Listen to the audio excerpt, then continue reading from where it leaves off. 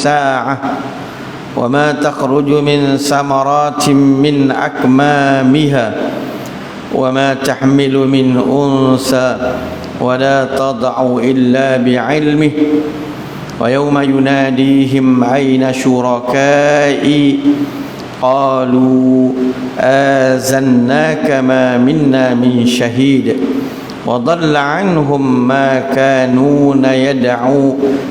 كانوا يدعون من قبل وظنوا ما لهم من محيص. Jadi dalam ayat 44 maksudnya jika kami jadi akan Quran itu Quran dalam bahasa ajam, iaitu bukan bahasa Arab. Saya berkata mereka itu iaitu orang-orang kafir. Apa? Kerana tiada ditafsir segala ayatnya supaya kami dapat faham. Dan adakah Quran itu bahasa ajam dan Nabi bangsa Arab? Maka kata olehmu, qul huwa lilladzina amanu, katakan olehmu ya Muhammad, yaitu Quran bagi segala orang yang beriman, hidayah, jalan agama dan ubat yang menyembuh dari penyakit jahil. Walladzina la yu'minu bi azanihim, dan bermula segala orang yang tiada beriman itu pada segala telinga mereka itu tuli, tiada dengar ajaran Al-Quran dan nasihatnya. Wa huwa alaihim ama, dan ia Quran atas mereka itu buta, tiada faham mereka itu akan dia dengan mata hati. Ulaika yunadawna min makanin ba'id, dan bermula kafir-kafir itu diseru daripada tempat yang jauh, yakni seperti orang yang diseru dari tempat yang jauh, tiada berapa dengar dan tiada faham seruan jauh itu. Jadi hubungan ayat daripada ayat 44 itu, Allah Subhanahu wa ta'ala menyebutkan bahawa Al-Quran ini Allah turunkan dalam bahasa Arab, iaitu bahasa bagi kaum Quraisy itu.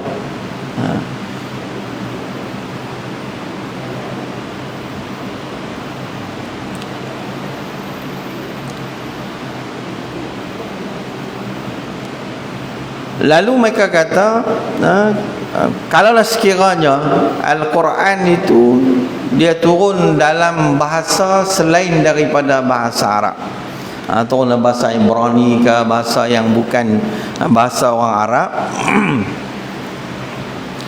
maka sudah tentu mereka ni akan kata, kenapa tak diterangkan kepada kami? Kalau dah kita orang mereka tu bangsa Arab, turun bahasa, tentulah mereka tak boleh nak baca. Dan tentu mereka kata, kenapa tiada tafsir segala ayat tu, tak diterangkan ayat itu supaya kami dapat faham.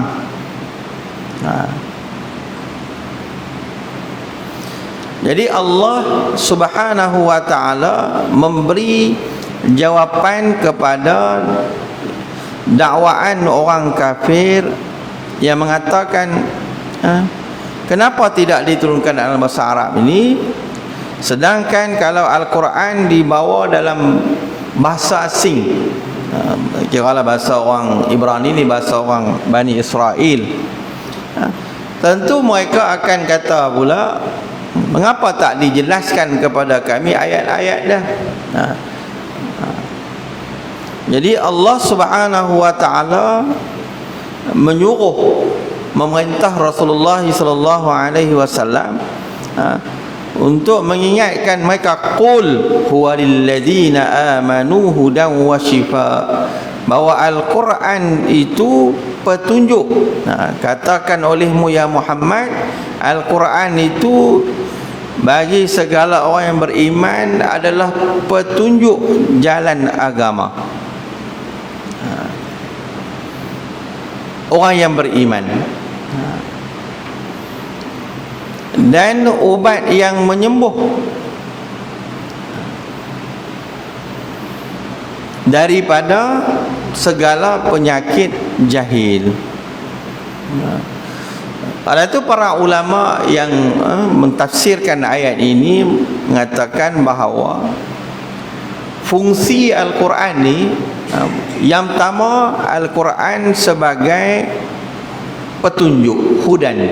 Al-Quran itu kata qul walladzina hudan. Al-Quran itu sebagai petunjuk untuk orang yang tidak mengetahui jalan yang diredai oleh Allah Subhanahu wa taala, maka Al-Quran itu sebagai petunjuk kepada mereka, orang yang sesat ini. Yang kedua, Al-Quran itu syifa, hudan wa syifa. Al-Quran itu sebagai suatu ubat yang mujarab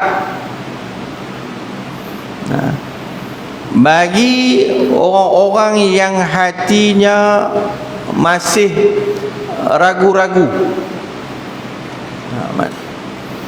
orang-orang yang ragu kepada agama Allah, orang yang bergelomang dengan maksiat dan syirik, maka Al-Quran Allah turun tu sebagai syifa, penyembuh kepada penyakit.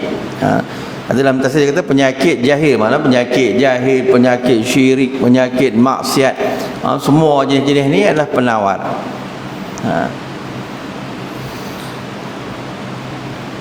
Di Al-Quran Allah turun ni sebagai penawar dalam makna yang majazi, makna yang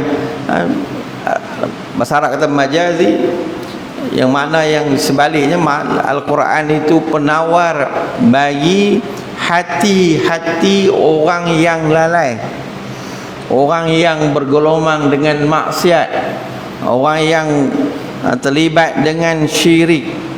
Itu sebagai penawar. Yang kedua, penawar tu yang penawar yang hakiki, yang kita dah buat, yang kita dah baca, dah buat ruqyah kan, ruqyah, kita kata ruqyah, jampi baca, penawar juga. Lepas tu para ulama, terutamanya Imam As-Suyuti rahimahullahu ta'ala menyebutkan Al-Quran itu boleh jadikan sebagai penawar, ubat. Pernah diriwayatkan dalam sebuah hadis, iaitu Sayyidina Sa'id bin Abi Khudri, satu hari beberapa orang sahabat lah, dia kata anna nasan min ashabi Rasulillah sallallahu alaihi wasallam, beberapa orang daripada kalangan sahabat Nabi, mereka pergi ke satu perjalanan, kanu fi safarin, mereka pergi ke satu dalam satu perjalanan, dan mereka sampai di sebuah kampung Arab, perkampungan orang-orang Arab Badui macam itulah. Dan mengatakan mereka ni, para sahabat ni, mereka harap mereka akan diterima sebagai tetamu di dalam kampung Arab tu. Pergi berjalan tu sampai tu kampung, mereka nak singgah kampung tu, mereka harap orang kampung tu akan terima mereka lah sebagai tetamu. Falam yudayifuhum, kata hadis, tapi orang kampung tu tak mau terima mereka untuk mereka jadi tetamu. Dalam masa mereka tak mau terima ni, orang kabilah Arab ni mereka tak mau terima, tiba-tiba mereka kata, faqala rajulun, kata seorang laki-laki daripada mereka ni, faqala lahum, mereka kata kepada, faqalu lahum, kata mereka ni kepada sahabat-sahabat Nabi, Lepas tu hal fikum raqin, apakah kamu di kalangan kamu ni ada orang yang boleh jadi, yang boleh jampi lah, jadi bomoh. Sebab apa? Fa inna sayyidal hayy, kerana ketua kampung ni dia ladhira, dia disengat oleh binatang, oleh terkena sengat lah, jenis ulang Allah disebut macam tu je. Fasab, dia kena sengat itu. Tiba-tiba ada seorang sahabat Nabi ni, dia pun bukan bomoh. Kita bukan bomoh. Kita kalau kita kata pakai bomoh lah. Tapi dia kata sebab mereka dah harap orang kampung tu terima mereka. Lalu dia pun kata, naam. Dia kata ada. Di kalangan kami ada orang boleh jampi dia. Lalu dia bawa mai ketua kampung tu, mai. Bila bawa mai, yang mengaku orang lain, yang kata boleh tu, yang boleh tu dia tak abang apa-apa. Bawa mai depan dia, hang jampi je. Maka dia pun tak tahu nak kata apa. Ikut riwayat dia kata, faraqahu bi fatihatil kitab. Bila ketua kaum tu mai, faraqahu, dia pun baca suratul Fatihah, baca dengan izin Allah Ta'ala. Fabarra'ahu ar-rujuz, ketua kaum tu. Jadi ketua kaum tu pun sembuh. Maka ketua kaum tu menghadiahkan mereka ni beberapa ekor qati'an minal ghanam, mai bagi beberapa ekor. Dia sebut qati' tak tahu, tapi dalam bahasa Arab kalau qati'an ni dia 10 lah. 10 banyak. Kalau kita pergi jampi lah ni 10 ekor, seekor mau 1,000. 10 ekor 10,000. Ketua kaum. Tapi orang yang jampi ni dia tak mau terima. Sebab dia tak tahu masa tu hukum boleh terima tak boleh terima. Kambing yang dihadiahkan oleh ketua kaum ni. Tapi mereka ambil kambing tu, buat balik pergi jumpa Nabi sallallahu alaihi wasallam. Berceritalah kisah dia semua ni. Lepas tu kata, ya Rasulullah, wahai Rasulullah, dia kata, aku ni tak jampi apa pun illa bi fatihatil kitab, kecuali aku baca suratul Fatihah ya. Aku baca suratul Fatihah. Maka Nabi pun bila dengar cerita tu, fatabassama, Rasulullah senyum. Lalu Nabi kata, dalam maksud dia, dia kata, macam mana kamu tahu kata suratul Fatihah tu memang ayat jampi? Dia kata, aku bukan tahu. Hal itu lah kalau dalam bahasa duk sembang, ya Rasulullah, aku bukan tahu, tapi dah kawan ni pihak abang kata aku boleh jampi, aku baca. Tapi dengan izin Allah dia sembuh. Lepas tu dia kata, depa hadiah kambing. Tapi kami tak berani nak ambil ya, tak berani nak makan kambing tu. Lalu Rasulullah kata pada dia lah, ambillah, khuzu minhum, terimalah hadiah kambing tu kerana kamu jampi tu, tapi jangan lupa. Nabi kata, habuan untuk aku sama. Jadi perkataan Nabi ni yang para ulama kata boleh ambil upah jampi. Dengan makna tadi, Al-Quran itu makna dia yang boleh menjadi penawar. Lepas tu kita pun macam-macam lah. Habis tak tahu jampi, baca Bismillah, Fatihah 7 kali. Ada orang baca 7 kali, macam-macam lah. Jadi para ulama menyatakan bahawa Al-Quran ini disebut sebagai hudan wa syifa, sebagai petunjuk kepada orang-orang yang syirik dengan Allah, maksiat kepada Allah, orang kufur dengan Allah, dan boleh menjadi penawar hati dia, penawar bagi hati seseorang, dan memang penawar untuk dijadikan seperti kita kata ruqyah, jampi. Itu para ulama mengambil dalil tadi, mengambil dalil ayat tadilah, mengatakan bahawa boleh kita terima kalau kita jampi seseorang menggunakan ayat-ayat Al-Quran. Jadi hubungan dengan ayat yang berikutnya ni, yang kita sebut yang pertama tu, kerana apa? Allah Subhanahu wa taala sebut wa laqad atayna Musal kitab. Maksudnya, wahai Muhammad, kamu jangan rasa kecewa, jangan rasa sedih. Kalau tafsir dia, walaqad ataina, sungguhnya kami datang akan Nabi Musa itu akan kitab Taurat. Tapi di sebalik itu para ulama kata, wahai Muhammad, kamu jangan rasa sedih, rasa kecewa tentang kaum kamu yang menolak kamu, yang ingkar kepada kamu, yang tak mau beriman dengan kamu, yang mendustakan kamu, tak percaya kepada kamu. Demi sesungguhnya walaqad kami pun dah datangkan kepada Nabi Musa Alkitab, iaitu kitab Taurat. Nabi Musa pun senasib dengan kamu. Tu yang tadi ayat tadi, senasib dengan kamu je, senasib dengan engkau wahai Muhammad. Kaum Bani Israel tidak mau beriman juga dengan apa yang dibawa oleh Nabi Allah Musa. Jadi jangan sedih.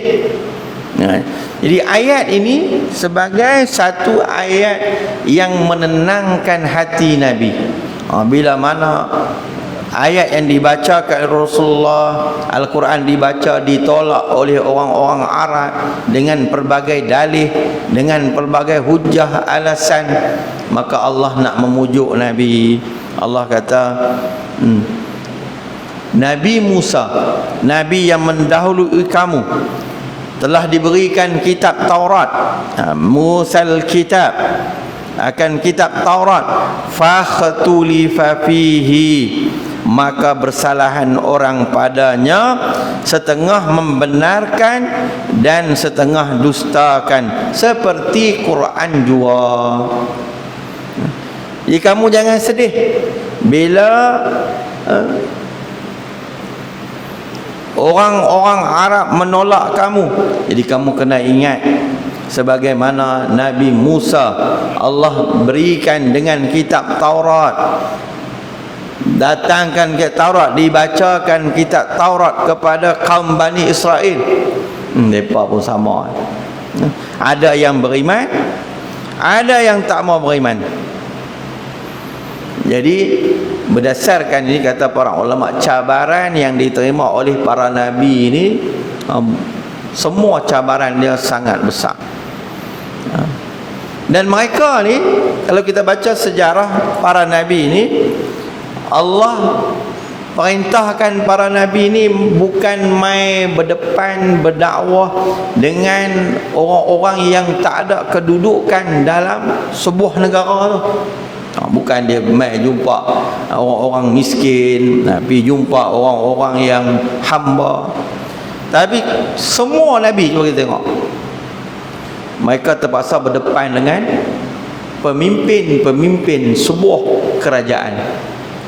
Nabi Musa depan dengan Firaun, Nabi Ibrahim berdepan dengan Namrus,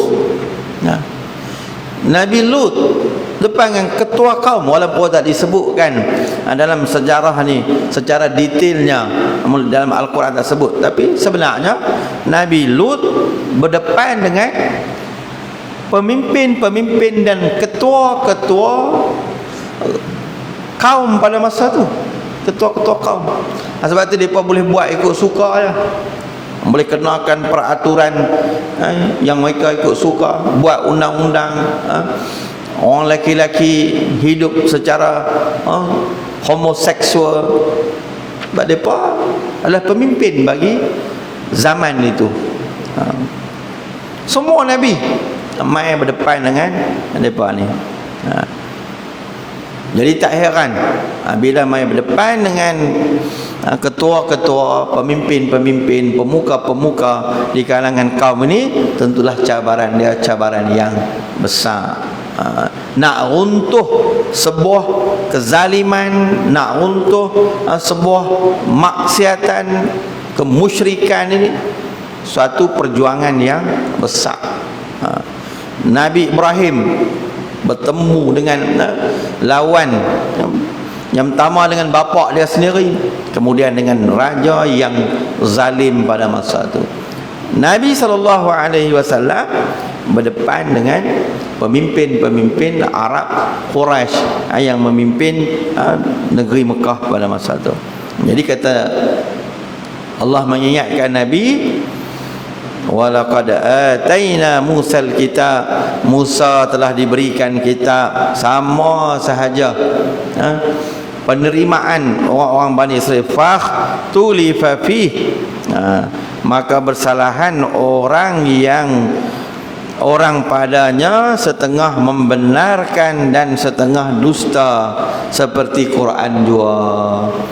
Walaula kalimatun sabaqat mir rabbika laqudiya bainahum, dan jika tiada kalimah telah dahulu daripada Tuhan engkau dengan takhir hisab dan balas pada hari kiamat itu, niscaya dihukum antara mereka itu pada dunia, pada barang yang bersalahan mereka itu padanya daripada kerjaan agama.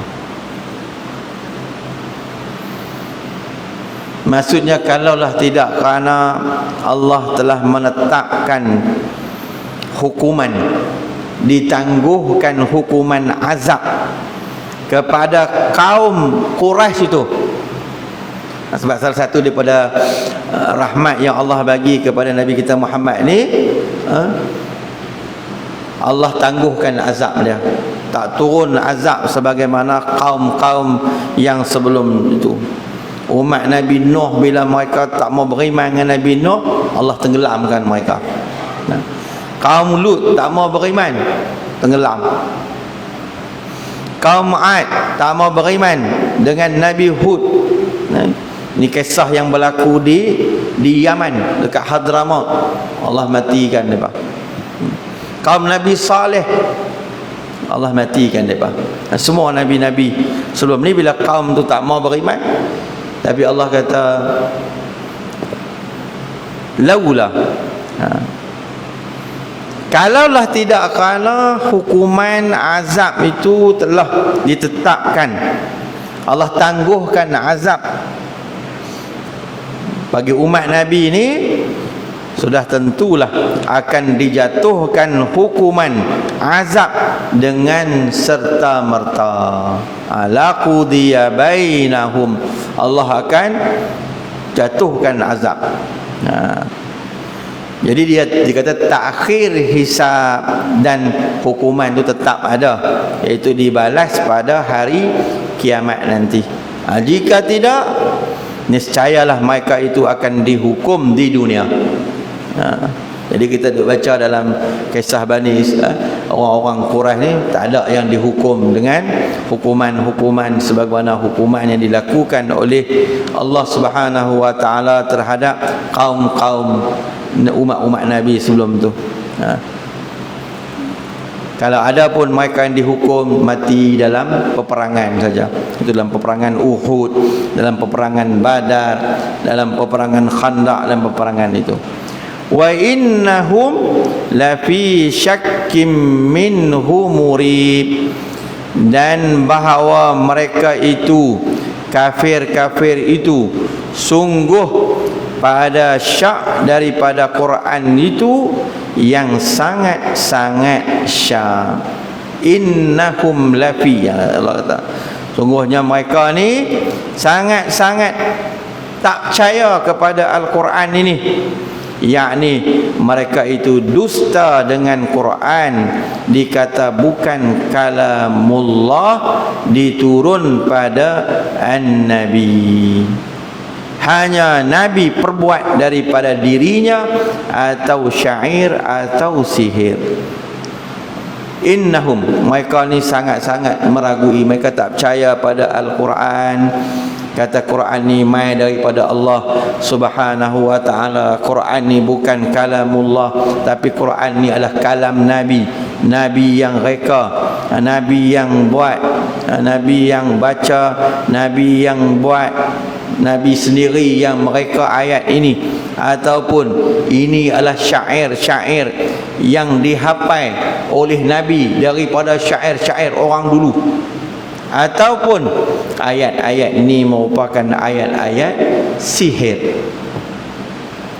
Mereka tak mau terima, tapi mereka tetap tidak dihukum oleh Allah Subhanahu wa taala. Allah tidak menyiksa mereka disebabkan amalan-amalan jahat mereka, tetapi Allah memberi tangguh balasan itu sampai hari kiamat. Sampai hari kiamat. Tunggulah masanya. Tapi kalau Allah nak ambil, boleh. Allah nak ambil, nak kenakan,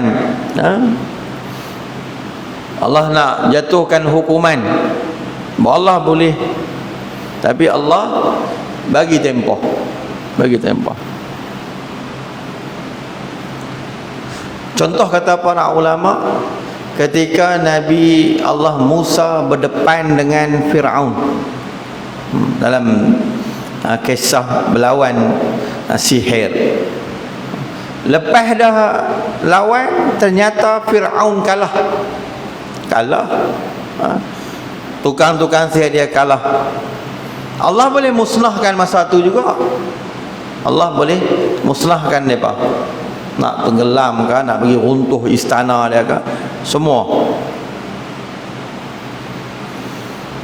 Dan bila kalah, dan kita baca dah ayat sebelum ini, lalu tukang-tukang sihir ni maka kata, kami beriman dengan Nabi Tuhan Nabi Musa dan Harun. Amanna bi Rabbi Musa wa Harun. Kami beriman dengan Tuhan Nabi Musa dan Nabi Harun. Lalu Fir'aun kata, qala amantum qabla an azana lakum. Kamu beriman dengan Nabi Musa sebelum aku izin. La uqatti'anna aydiyakum, aku akan potong tangan kamu, wala usallibannakum, dan aku akan salib kamu. Menurut riwayatnya tukang-tukang sihir semua mati, dibunuh. Lalu Nabi Musa berdoa, supaya Allah musnahkan Fir'aun di atas kezaliman dia tu. Tapi Allah bagi tempoh kepada Fir'aun. Ini ahli tafsir, intinya Imam Ibnu Katsir kata, Nabi Musa berdoa lah supaya musnahkan Fir'aun, tapi Allah bagi tempoh. Selepas berpuluh tahun kemudian, barulah Fir'aun ditenggelamkan dalam Laut Merah. Dia tak terus berlaku. Kalau kita baca kisah Nabi Nuh, macam tu juga. Mereka ejek Nabi Nuh, berapa lama baru berlaku banjir, tenggelam. Tapi ada kaum yang bila mereka buat maksiat, mereka menolak Nabi-Nabi ini, Allah tenggelamkan mereka terus. Macam Nabi Lut tu, malaikat mai bagi tahu kepada Nabi Lut, keluar, kamu keluarlah daripada perkampungan ini. Pasal apa? Kami akan tenggelamkan kaum yang sesat. Nabi Lut lalu pun keluar, lalu tenggelam. Tapi Nabi kisah Fir'aun ni, dia bagi tempoh yang lama. Allah bagi gambaran-gambaran ni, Al-Quran bagi gambaran ni supaya memberi satu amaran kepada umat Nabi sallallahu alaihi wasallam, kalau kamu melakukan maksiat, buat mungkar, syirik kepada Allah, Allah boleh kenakan hukuman serta-merta. Boleh. Allah boleh kenakan hukuman serta-merta. Ataupun Allah tangguhkan, dia tak kena. Buat dosa hari ni, bukan kena hari ni, 10 tahun kemudian kita buat zalim pada seseorang umpamanya. Kita buat zalim pada seseorang, tiba-tiba kita seronok tengok buat zalim macam ni pun Allah tak kena apa-apa. Kita duk rasa bangga. Duk 10 tahun kemudian baru kena. 10 tahun kemudian. Kita ambil harta seseorang secara zalim, kita makan, kita kaya, kita senang dah. Duk 10 tahun kemudian bankrupt. Jadi Allah kata kita boleh fikir, boleh fikir. Allah boleh balas dalam pelbagai cara. Nak balas serta-merta boleh, nak balas kemudian boleh. Dan boleh jadi orang yang buat zalim tu tak kena apa pun di dunia ni. Tak kena apa pun di dunia. Dia buat zalim ke orang, di dunia dia selamat, dia makan, dia minum, dia kaya, dia hidup senang, dia tindas orang lain lagi. Tapi di akhirat dia tak akan lepas. Akan lepas.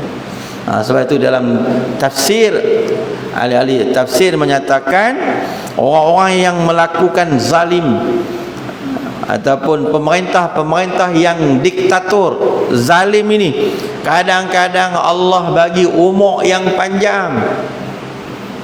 Dia berkuasa lama. Firaun contohnya, lama. Tapi sampai tempoh dia, sampai masa dia, Allah akan kenakan azab dan dia tak akan terlepas daripada azab itu.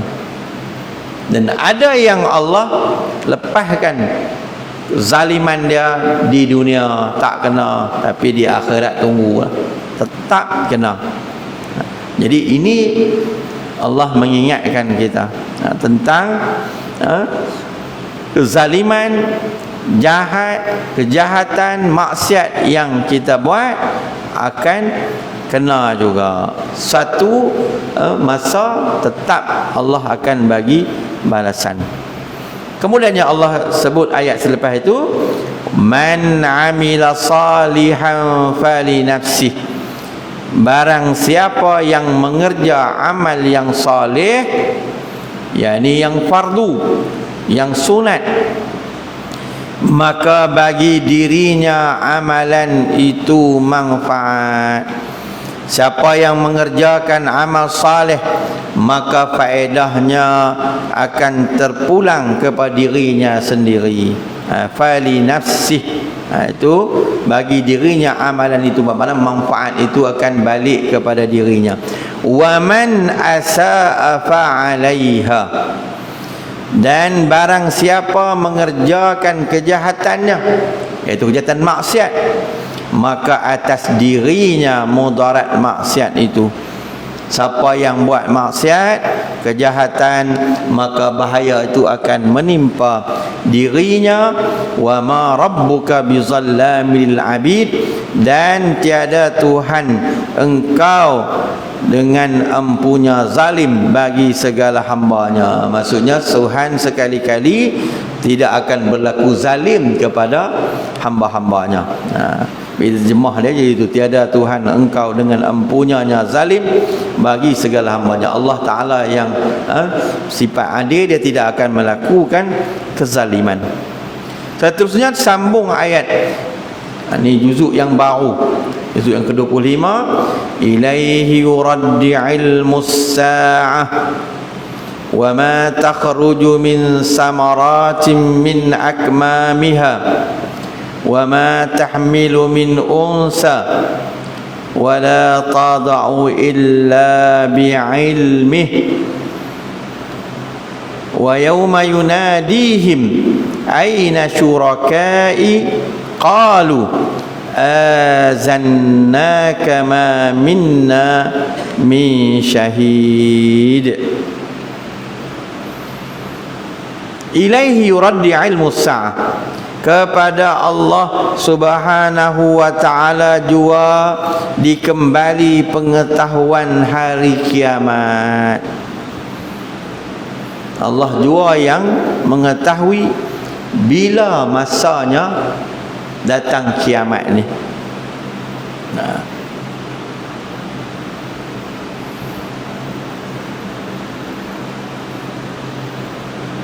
manakala masanya tiada diketahui oleh lain orang, tak siapa tahu.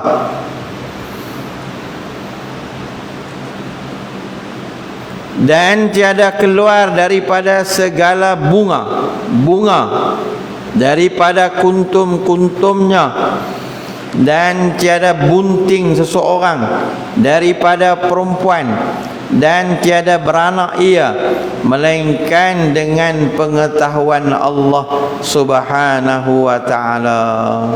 Sebiji buah, yang dia kata takhruju min samarati, maksudnya tak ada sebiji buah pun yang akan keluar daripada kelopak bunga tu, min samaratin akmamiha, daripada kuntumnya tu. Tahmilu min unsa, dan tidak ada seorang ibu yang mengandung dan akan melahirkan anak, min unsa, sama ada anak perempuan ke anak laki-laki ke, melainkan semuanya dalam pengetahuan Allah Subhanahu wa ta'ala. Wa ma tahmil unsa, dan tidak bunting seseorang perempuan itu, mengandung perempuan tu, dan akan dia melahirkan anak tu, sama ada anak laki ke anak perempuan, tak kira, semuanya dalam ilmu Allah Subhanahu wa ta'ala. yakni lama bunting dan waktu beranaknya, siang atau malam, lelaki atau perempuan. Doktor dia boleh ramai dia kata ni tarikh beranak ni 4 bulan, boleh jadi tak berlaku pun 4 bulan tu. Tapi saya tak pernah dengar lagi doktor kata ni anak ni 4 bulan 2 ni dia beranak siang. Atau ada Haji? Ada lah ni dunia moden ni. Ada lah, tak ada. Tak boleh. Tapi kalau dia buat ramai kata hari bulan dia ada. Tapi nak bagi tahu siang malam tak boleh. Pagi ke, pukul berapa ke, kecuali dia buat operation pun sakit tu dah. Tapi kalau seminggu, sebulan lagi nak beranak, dia kata ni bayi ni akan beranak pukul 12.30 tengah hari. Tak ada lagi lah kot teknologi lah ni, tak ada lagi, tak ada. Tapi ilmu Allah Ta'ala, Allah Ta'ala tahu. Itu yang kata wala tad'u illa bilih. Bila masa perempuan tu nak melahirkan anak, dia tahu. Illa bi'ilmi, kecuali semua dengan izin Allah Ta'ala. Saya dulu pernah pengalaman anak laki-laki. Laki saya pun seorang ya. 36 minggu dia nak beranak lah. Nak keluar lah. Jadi doktor kata kau 36 minggu ni bahaya. Sebab dia punya paru-paru dia apa semua ni dia tak kembang nanti tu. Lepas tu dia buat macam mana? Masa tu di Pakak Utara lah. Masa tu KMC dulu ni. Doktor tu kata ada teknologi, dia kata kita boleh buh ubat, bagi makan ubat lah. Buh ubat ni dia boleh tahan 14 hari. Mana tambah lagi 2 minggu, nak bagi cukup 38 minggu. Kita pun duk fikir ni ada ke? Bila kata mahal, tak mahal dah kita sebab nak apa. Cukup ubat tu 2 minggu. Dia kata hari yang lagi 14 dia kata cukup hari 14 tu mai, dia kata mai. Kita pun mai duduk rumah pun bukan duduk risau lah, pergi cukup lah 14 hari betul-betul. Esok tu beranak tu Tu pun bukan makna doktor tahu, tapi dia dalam kajian dia je. Dia boleh tahan sebiji ubat tak tahu ribu juga makan, nak bagi tahan, tak mau bagi beranak. Sebab itu kalau beranak kesan dia paru-paru dia lemah. Tu pun lahir 38 minggu sehari, duduklah inkubator juga 14 hari. Sebab dia nak bagi cukup je untuk 14 hari. Semua ilmu ni ilmu ghaib kata Allah. Tarikh nak berlaku kiamat, siapa pun tak tahu, Nabi pun tak tahu. Bila nak berlaku kiamat, wallahu alam. Seorang perempuan melahirkan anak tak tahu. Buah-buahan yang keluar daripada kelopak bunga, siapa pun tak tahu. Semua ni ilmu Allah subhanahu wa ta'ala. Wa yawma yunadihim aina syurakai, dan sebut olehmu hari yang menyeru Allah akan kafir-kafir yang sembah asnam itu, mana segala syirik-syirik aku yang kamu kata itu. Hari di kiamat nanti panggil semua. Qalu azannaka ma minna min syahid. Kata mereka itu, kami maklum akan dikau sekarang tiada daripada kami itu daripada saksi dengan bahawa ada bagi engkau itu syirik. Tapi dah lambat lah. Sampai hari kiamat baru dia kata, kami mengakui kepadamu ya Allah, wahai Tuhan kami, bahawa tidak ada di antara kami seorang pun yang mau menjadi saksi apa yang kami buat dulu, dan apa yang kami buat dulu semuanya salah belaka. Semuanya tak betul. Jadi ini Allah Subhanahu wa taala mengingatkan kita bahawa tak ada siapa pun yang mengetahui sesuatu ilmu di sisi Allah Subhanahu wa taala. Maka jika ada orang yang mengaku dia tahu ada ilmu tentang bila hari kiamat berlaku, tentang semua ni, semua tu teori-teori tu adalah bohong belaka. Sebab Allah dah tegas dah, ilaihi yurad ilmu sa'ah, semuanya di dalam ilmu Allah Subhanahu wa taala. Tapi apa yang kita kena buat? Kita kena beriman, kita kena yakin bahawa kiamat itu pasti berlaku, dan kita buatlah persiapan untuk menghadapi hari kiamat itu, ataupun persiapan untuk kita menghadapi hari kematian. Mudah-mudahan kematian kita itu kematian sebagai husnul khatimah. Tak apa kiamat berlaku bila pun tak apa. Macam pelajar lah, belajar lah ni dia ada tarikh bila nak periksa kan, tarikh. Tarikh. Jadi sebenarnya kalau seorang pelajar tu, anak murid tu, dia ni dah bersiap sedia, dia tak tahu tarikh periksa pun tak apa. Tak tahu periksa. Pengalaman anak saya dia belajar di Morocco, di Fes. Pi tu memulak balik. Kes dia apa dah? Sana periksa tak ada jadual. Dia tak ada jadual. Dia tak bagi tahu jadual nak periksa bila.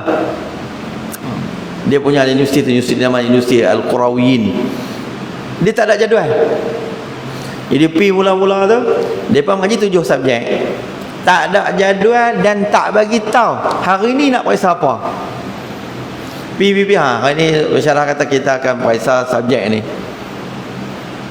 Periksa. Teriak. Tak boleh pi tadi. Lepas duduklah sabar. Nak biasakan. Dia pun nak latih supaya pelajar ni sentiasa bersedia. Habis 7, ada 6 lagi. Esok nak periksa pula ni. Tak habaq kata esok nak periksa apa. Kena baca semua 6 tu. Tapi tahun pertama, tahun kedua, Tapi dah lepas tu biasa-biasa boleh. Tapi dia kata itulah, tak ada di dunia lain macam tu punya style. Kita kalau mesti kita ni habaq. Siap-siap dah esok nak pasal subjek ni. Habaq pula muqarrar lah. Ustaz ya tahu budak kita kan. Habaq pula ni nak naik tajuk ni. Sana tak ada, tajuk pun tak ada, tarikh pun tak ada, pelajaran PAS nak paksa pun tak ada. Dia punya. Macam itulah gambaran kita tentang sediaan kita nak hadapi hari kiamat ni. Allah Ta'ala tak bagi tahu, tapi muqarrar dia bagi tahu dah. Muqarrar dia tu iaitu sukatan nak masuk syurga ni dia. Bagi tahu lah. Nak masuk syurga yang ni. Kalau tak ikut sukatan ni, sukatan syurga ni, neraka lah jawab dia. Jadi kita tinggal kat kita. Jadi kita jangan risau tentang bila kiamat itu berlaku, tapi yang kita risau ialah apa persediaan kita untuk menghadapi hari kiamat itu. Jadi kalau kita siap sedia dengan persiapan hari tibanya kiamat kita dalam alam sedia, kita akan bertemu dengan Allah Subhanahu wa taala dengan hati yang sejahtera, insya-Allah. Jadi wallahu taala alam. Kita tangguh sampai ayat yang ke-47 di situ, dan insya-Allah kita akan sambung dalam ayat yang berikutnya, ayat yang ke-46, ayat 48, iaitu wa dhalla anhum ma kanu yad'una min qabl ila akhir ayat.